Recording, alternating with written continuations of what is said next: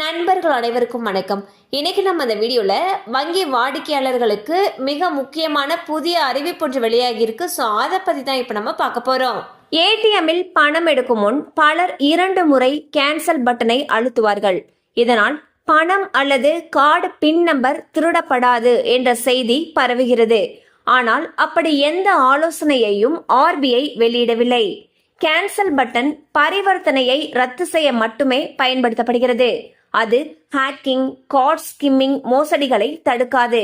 எனவே ஏடிஎம்மில் சந்தேகப்படும்படி எதுவும் இல்லை என உறுதியான பின் ஏடிஎம் மிஷினை யூஸ் பண்ணுவது நல்லது.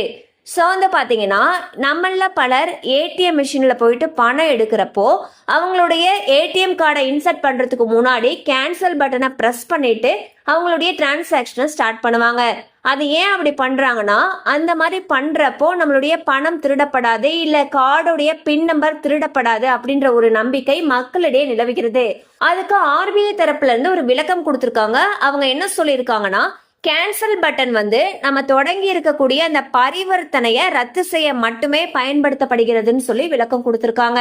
கண்டிப்பா அந்த அப்டேட் உங்களுக்கு பயனுள்ளதா இருந்திருக்கும் நம்புறோம். மேலும் இது போல அப்டேட்ஸ் உங்களை உடனே ரீச் ஆகணும்னு நினைச்சீங்கன்னா நம்ம சேனலோட தொடர்ந்து இணைந்திருங்கள். தேங்க்யூ ஃபார் வாட்சிங்.